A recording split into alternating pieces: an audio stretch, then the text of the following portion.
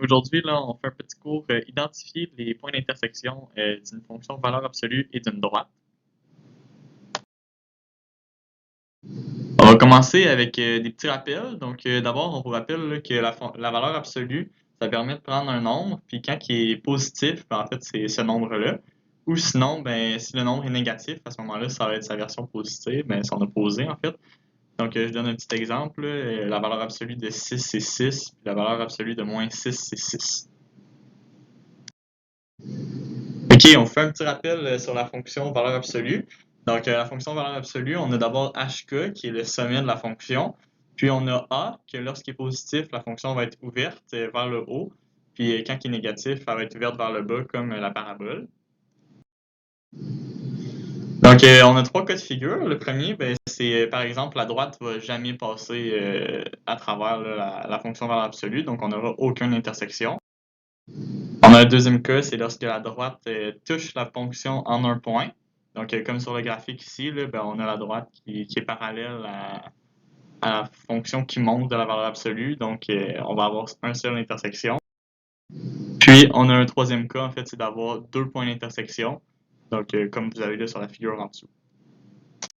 Donc, on veut trouver ici les points d'intersection entre les fonctions suivantes. Y est égal à 3 demi, x moins 1 en valeur absolue, plus 2, et y est égal à 2x. Donc, on va venir mettre nos fonctions égales l'une à l'autre. Donc, on va avoir y est égal à 3 demi, x moins 1 en valeur absolue, plus 2, qui est égal à 2x. Et donc, on fait les manipulations pour isoler notre valeur absolue. On va avoir 3 demi x moins 1 en valeur absolue qui est égal à 2x moins 2. On va pouvoir diviser de chacun des deux côtés par 3 demi. Et on a la valeur absolue qui est x moins 1 qui est égal à 4 tiers x moins 4 tiers. Et comme on l'a vu précédemment, la valeur absolue a une valeur positive ou une valeur négative. On va avoir x moins 1 qui est égal à 4 tiers x moins 4 tiers si la valeur est positive et x moins 1 qui est égal à moins 4 tiers x moins 4 tiers si la valeur est négative. Avec x moins 1 qui est égal à 4 tiers x moins 4 tiers, ça, on a déjà fait ça depuis plusieurs années, donc on essaie d'isoler nos variables x ensemble et nos coefficients de l'autre côté, donc on fait des manipulations pour y arriver. On se retrouve avec moins 1 tiers x est égal à moins 1 tiers. On isole afin de déterminer la valeur de notre x qui est de 1. On va faire la même chose de l'autre côté, donc on va utiliser les manipulations nécessaires afin d'isoler notre variable x nos variables x d'un côté et nos coefficients de l'autre. On isole, on trouve 7 tiers x qui est égal à 7 tiers. Et enfin, on trouve que notre valeur de x est égale à 1.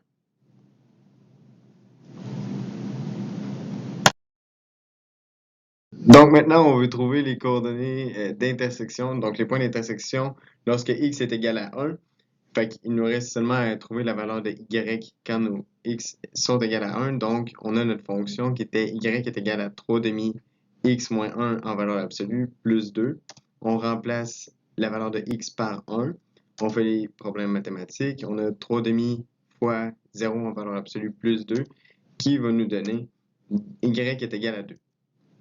Donc, le point d'intersection entre les deux fonctions qu'on avait est 1 et 2 avant les vérifications. Donc, on regarde dans le graphique et on remarque en effet qu'on croise bel et bien, les deux fonctions se croisent bel et bien au point 1, 2 ici. Et donc, on va calculer dans la deuxième fonction qu'on avait, on va remplacer notre x par la valeur de 1.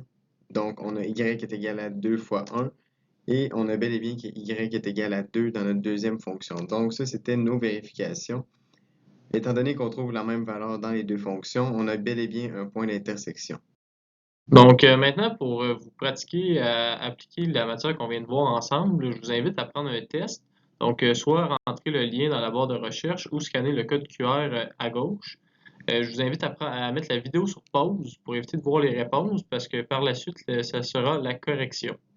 Donc, vous pouvez reprendre la vidéo lorsque vous aurez fini les exercices. Donc, la première question, c'était s'il existait des fonctions qui croisent plus de deux fois une fonction valeur absolue. Donc, il y en existe plusieurs et en voici un exemple. Donc, on a une parabole, fonction que vous avez vue l'année dernière, qui croise 3 fois une fonction valeur absolue, donc à l'origine et ainsi qu'au point moins 4,16 et 4,16. Donc, ce n'était pas de la matière qui était présentée dans la vidéo, mais c'était plus pour pratiquer votre intuition mathématique et voir si vous étiez capable de vous imaginer d'autres choses qu'une droite, parce que notre vidéo parlait principalement des droites. Donc ici, pour le troisième exercice, on demandait de trouver les points d'intersection entre deux fonctions, donc une droite et une fonction de valeur absolue. Donc pour commencer, on va venir mettre les deux fonctions égales dans une équation.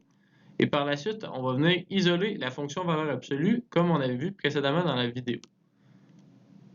Donc une fois que la fonction valeur absolue est isolée, on se rappelle, hein, la fonction valeur absolue, elle peut provenir d'une valeur, elle peut avoir une valeur négative ou une valeur positive. Donc si notre fonction valeur absolue est égale à une certaine valeur, ça peut être parce que c'était égal à l'inverse ou à la valeur elle-même. Donc, une fois qu'on sépare notre problème en deux branches, on peut venir isoler notre x et on trouve que notre première solution, ce serait lorsque x est égal à moins 5. Lorsque nous faisons les opérations pour isoler le x dans l'autre branche, on trouve que l'autre solution serait x est égal à 15. Donc maintenant qu'on a trouvé les deux valeurs en x pour lesquelles on suppose que la fonction valeur absolue et la droite se croisent, on va venir tester dans les deux fonctions. Donc si on vient tester dans la droite, on trouve que f de moins 5 est égal à 0 et f de 15 est égal à 20. Et quand on fait les mêmes tests dans la fonction valeur absolue, on trouve exactement les mêmes valeurs en y. Donc, on peut donc constater que ce sont bien des points d'intersection et non de faux points d'intersection, comme il y aura dans les exercices suivants. Ici, sur le graphique, aussi, on a une confirmation visuelle. On peut, en dessinant le graphique, on observe bien que moins 5, 0 et 15, 20 sont les deux points d'intersection de ces deux fonctions. Ok, donc dans l'exercice suivant, on voulait trouver les points d'intersection entre la fonction f de x qui est égale à x sur 3 et la fonction g de x qui est valeur absolue de x plus 3. Donc pour ce faire, on fait un petit peu le même principe que dans les diapositives précédentes. Donc je vais aller chercher mes deux x, x1 et x2. Donc si jamais vous avez encore de la difficulté avec ces notions-là, ben, je vous invite à aller voir là, les diapositives précédentes qui étaient mieux expliquées. Donc une fois qu'on a ces deux réponses, ben, on va venir voir là, si on a la même réponse là, dans f de x et dans g de x pour chacune des entrées. Donc f de moins 9 demi, ça va me donner moins 3 demi. Et g de moins 9 demi, ça va me donner 15 demi. Donc on remarque évidemment que moins 3 demi et 15 demi, ce n'est pas égal. Donc ce ne serait pas un point d'intersection. Même principe avec le point 9 quarts. Donc on va avoir f de 9 quarts qui est 3 quarts, puis g de 9 quarts qui est 21 quarts. Donc ce n'est pas égal encore une fois. Donc, on n'aurait aucun point d'intersection pour ces deux fonctions-là. Ensuite, ben, on peut venir dessiner notre graphique, hein, parce que vous avez déjà su dans des cours précédents comment dessiner la valeur absolue, puis dessiner une droite. Donc, on voit effectivement qu'elles ne se rencontrent pas. Donc, pour le dernier exercice, on cherche encore les points d'intersection entre deux fonctions. Donc, on commence par mettre les deux fonctions égales et on vient isoler notre valeur absolue. Et là, ce qu'on se rend compte, c'est que notre valeur absolue est égale à une valeur négative. Mais comme on a présenté dans les cours précédents et au début de cette capsule, une valeur absolue prend tous les nombres réels, peu importe lequel, et le transforme en nombre positif. Donc, c'est complètement absurde qu'une valeur absolue soit égale à une valeur négative. Donc, si vous étiez en examen ou même en exercice, vous pouvez arrêter le problème directement à ce moment-là et écrire sur le côté « c'est impossible, donc il n'y a pas de solution ».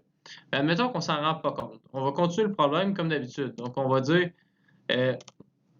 que la valeur absolue est égale à la valeur moins 5 tiers ou à 5 tiers, à son opposé, parce que ces deux valeurs-là, dans une valeur absolue, pourraient donner la même chose. Donc, on va venir isoler notre x et on trouve x égale 7 tiers et 17 tiers.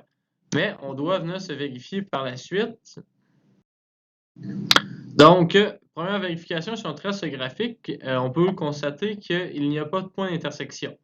Sinon, on peut venir les tester. Si on le teste 7/3 dans la fonction valeur absolue, on trouve y est égal à moins 5. Et si on teste l'autre valeur, 17/3, on trouve y égale à moins 5. Mais ici, on avait la fonction y est égal à 5. Donc, ça ne fait aucun sens. On voulait que la fonction y égale 5 croise notre valeur absolue. Et quand on place les x qu'on a trouvés dans notre fonction valeur absolue, on obtient qu'elle est égale à moins 5. Donc, il n'y a effectivement pas de point d'intersection. Donc, merci d'avoir pris le temps d'écouter cette capsule et d'avoir essayé les exercices. Si vous avez des questions, ne vous gênez pas pour nous écrire à notre adresse courriel. Sinon, vous pouvez nous poser des questions en classe au prochain cours. Nous vous souhaitons une bonne fin de journée remplie de bonheur, de joie et d'amour.